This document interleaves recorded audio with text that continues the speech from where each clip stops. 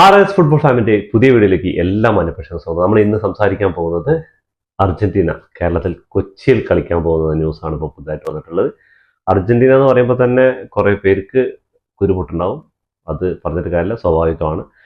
അവര് രാഷ്ട്രീയമായിട്ട് എടുത്ത നിലപാട് അങ്ങനെയാണ്. അർജന്റീന എന്ന് പറയുന്ന രാജ്യം എടുത്ത നിലപാട് സ്വതന്ത്ര പലസ്തീന് വേണ്ടിയിട്ട് ഒരു UN ഒരു പ്രമേയം അവതരിപ്പിച്ചപ്പോൾ അതിനെതിരെ വോട്ട് ചെയ്ത 10 രാജ്യങ്ങളിൽ ഒന്നാണ്. അമേരിക്കയും ഇസ്രായേലും അടങ്ങുന്ന 10 രാജ്യങ്ങളിൽ ഒരു രാജ്യം അർജന്റീനയാണ്.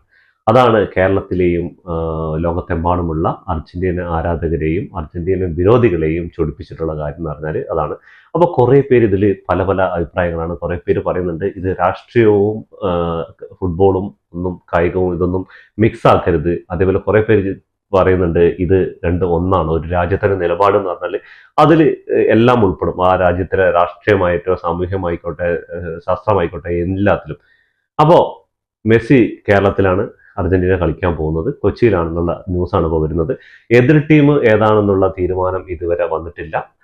ഏഷ്യൻ രാജ്യങ്ങളായ Japan, south Korea, Saudi Arabia ഇതൊക്കെയാണ് ഉള്ളത്. ഏറ്റവും കൂടുതൽ ചാൻസ് സൗദി അറേബ്യയ്ക്ക് എന്ന് പറയുന്നത്. അപ്പോൾ കൊച്ചിയിൽ വന്നിട്ട് അർജന്റീനയുടെ വിദഗ്ധ ടീം വന്നിട്ട് അവിടുത്തെ ഗ്രൗണ്ടും കാര്യങ്ങളൊക്കെ നിലവാരങ്ങൾ ചെക്ക് ചെയ്തു. അപ്പോൾ കൊച്ചിയിലോട്ട് വരാനാണ് സാധ്യത.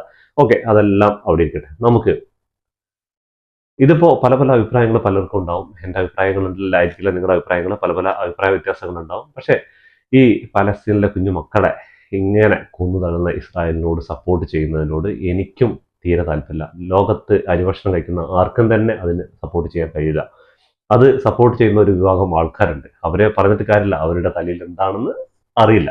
പക്ഷെ അർജന്റീന എന്ന് പറയുന്ന ഒരു രാജ്യത്തിന്റെ പുതിയ പ്രസിഡന്റ് ആയിട്ട് വന്ന് 2024 ഭരണം അവിടുത്തെ പ്രസിഡന്റായി തെരഞ്ഞെടുക്കപ്പെട്ട പ്രസിഡന്റ് പുതിയ ആളാണ് ഇങ്ങനെ ഒരു നിലപാടെടുത്തിരിക്കുന്നത്.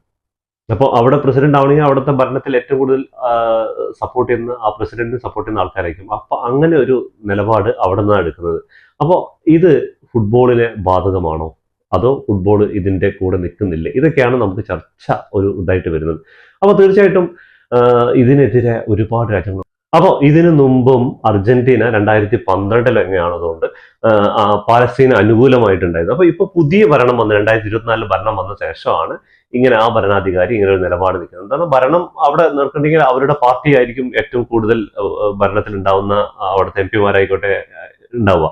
അപ്പൊ തീർച്ചയായിട്ടും അവരുടെയൊക്കെ ആയിട്ടാണ് ഈ ഒരു ഭരണാധികാരി അവിടുത്തെ പ്രസിഡന്റ് പറയുന്ന ആള് ഇങ്ങനെ ഒരു തീരുമാനം എടുത്തിട്ടുണ്ടാവുക. അതാണ് ഇവർക്ക് എതിരെ വോട്ട് ചെയ്തത്. അപ്പോൾ തീർച്ചയായിട്ടും ഇതിനു മുമ്പ് നടന്ന ഇതിലൊക്കെ ഇന്ത്യ വിട്ടു നിന്നിരുന്നു. ഇപ്രാവശ്യം ഇന്ത്യ ഇതിനെ അനുകൂലിച്ചുകൊണ്ടാണ്. എന്താണെന്ന് പറഞ്ഞാൽ പലസ്തീന് സ്വന്തം രാഷ്ട്രം വേണം എന്നുള്ളതിന് നിലപാടിലാണ് ഇന്ത്യ നിൽക്കുന്നത്.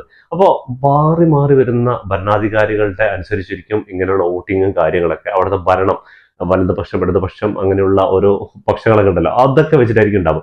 അപ്പോൾ തീർച്ചയായിട്ടും നമുക്ക് എന്ത് ചെയ്യാൻ പറ്റുന്ന പറഞ്ഞാൽ കേരളത്തിലോട്ട് അർജന്റീന കളിക്കാൻ വരികയാണെങ്കിൽ അർജന്റീന ആരാധകരെ നമ്മളെല്ലാവരും തന്നെ ചെയ്യേണ്ടത് പാലസ്തീൻ ഫ്ലാഗുമായിട്ട് അവർക്ക് ഐക്യദാർഢ്യം പ്രകടിപ്പിച്ചുകൊണ്ട് സ്റ്റേഡിയത്തിൽ നമ്മൾ നിൽക്കണം.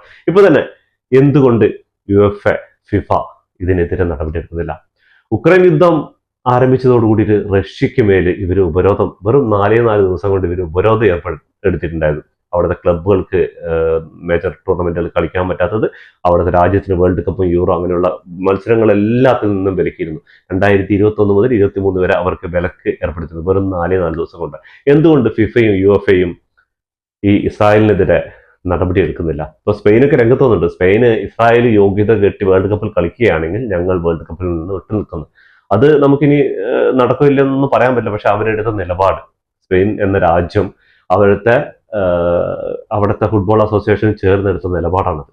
അപ്പോൾ അവർക്ക് ഒരു നയം ഉണ്ടായിരുന്നു. ആ നയത്തിലാണ് ഇപ്പോൾ അവർ പറഞ്ഞിട്ടുള്ളത്. അപ്പോൾ തീർച്ചയായിട്ടും അതേപോലെ ഒരുപാട് ക്ലബ്ബുകളും ഒരുപാട് രാജ്യങ്ങളും ഒരുപാട് ഗാർഡിയോള, മുഹമ്മദ് സല നമ്മുടെ പലസ്തീൻ പെലെ എന്നറിയപ്പെടുന്ന ചങ്ങായി മരിച്ചിട്ട് UEFA ഒരു പോസ്റ്റ് ഇട്ടുണ്ടായിരുന്നു. അതിനെതിരെ ഇത് എങ്ങനെയാണ് മരിച്ചതെന്ന് നിങ്ങൾക്ക് പറയാൻ വിശദീകരിക്കാൻ പറ്റും. അതിനുശേഷം UEFA അതിനെതിരെ ഒന്നും പോസ്റ്റുകളൊന്നും ഇട്ടിട്ടുണ്ടായിരുന്നില്ല. മുഹമ്മദ് സലയുടെ ആ ചോദ്യം ഉണ്ടായിരുന്ന പെപ് ഗാർഡിയോള തങ്ങളുടെ 3 മക്കളും ഗാസയിൽ ഉള്ള കുഞ്ഞുങ്ങളെ പോലെയാണെന്നൊക്കെ പറഞ്ഞിട്ട് ആളും ഇതിനെതിരെ ഒരുപാട് ഇംഗ്ലീഷ് മുൻ ലെജൻഡുമാരായിട്ടുള്ള ഒരുപാട് പേര്, അതേപോലെ ഇപ്പൊ നടക്കുന്ന UEFAയുടെ ഓരോ ടൂർണമെന്റ് നടക്കുമ്പോൾ അതിലെല്ലാം സ്റ്റേഡിയങ്ങളിൽ പാലസ്തീൻ ഇപ്പൊ പാരീസിന്റെ അവസാന മത്സരങ്ങൾ നടന്ന് സ്ഥലത്തടക്കം പാലസ്തീന്റെ പോസ്റ്ററുകൾ, അതേപോലെ ഒരുപാട് സ്പെയിനിലും ഒരുപാട് ലോകത്തിന്റെ വിവിധ രാജ്യങ്ങൾ ഇതിനെതിരെ നടക്കുന്നത്.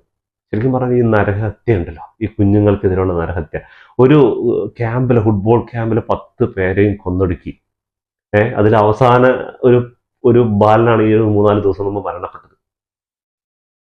അപ്പോൾ ഇതിനെതിരെ ഫിഫയും യുഎഫയും കണ്ണു തുറക്കാത്ത എന്താണ്? അത് അമേരിക്കനും ഇസ്രായേലും വമ്പന്മാരെ പേടിച്ചിട്ട് തന്നെയാണ്. ഇവർ തൊട്ട് കഴിഞ്ഞാൽ കൈ പൊള്ളുന്നുള്ള കാര്യത്തും കൊണ്ട് തന്നെയാണ്. പക്ഷെ എത്ര കാലം ഈ കണ്ണ് മൂടിയിരിക്കാൻ പറ്റും? എന്നാണെങ്കിലും തുറക്കണമല്ലോ. ഇത്രയും നരനായാട്ടുകൾ നടത്തിയിട്ട് അവർ ഇപ്പോൾ സ്പോർട്സിലും എല്ലാ കാര്യത്തിലും അവർ മുൻപന്തിയിൽ വരാൻ വേണ്ടി പ്രയത്നിച്ചുകൊണ്ടിരിക്കുകയാണ്. അപ്പോൾ അവരെ അതിൽ നിന്ന് ഒഴിവാക്കിയിട്ട്, പൂർണ്ണമായിട്ട് ഒഴിവാക്കിയിട്ട് ഒറ്റപ്പെടുത്തണം. ഖത്തർ ടെററിസ്റ്റുകൾക്ക് എന്തോ സപ്പോർട്ട് കൊടുത്തു എന്ന് പറഞ്ഞിട്ട് ഖത്തറിനെ GCCയിലെ എല്ലാ മുസ്ലിം രാജ്യങ്ങളും ഒറ്റപ്പെടുത്തിയതാണ്. എന്നിട്ടും അവർ അതിൽ നിന്ന് പാഠം ഉൾക്കൊണ്ട് അവിടുത്തെ പ്രയത്നം കൊണ്ട് അവർ മുന്നേറി വന്നു.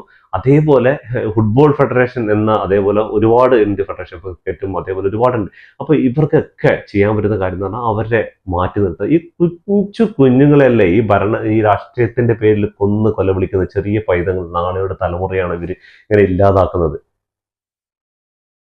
എവിടെ എത്തിയെന്നറിയും ഈ ഒരു കാര്യങ്ങളൊക്കെ. അപ്പൊ അത് സപ്പോർട്ട് ചെയ്യുന്ന ആ രാജ്യങ്ങൾക്കൊക്കെ നമ്മൾ വിലക്കേർപ്പെടുത്തണം. നാളെയുടെ വാഗ്ദാനങ്ങളായ ഈ പിഞ്ചു മക്കളെ കൊന്നു തള്ളുന്ന ഇസ്രായേൽ നരനായാട്ടുകളെ ഇനിയെങ്കിലും ഫിഫയും യുഎഫയും കണ്ണു തുറന്നില്ലെങ്കിൽ ഫുട്ബോൾ ഗ്രൗണ്ടിൽ ഇനി പാലസ്തീൻ്റെ പതാകകൾ ഇങ്ങനെ പറന്നുകൊണ്ടിരിക്കും. അവർക്കായിട്ടുള്ള മുറവിളികൾ ഇനി കൂട്ടിക്കൊണ്ടിരിക്കും.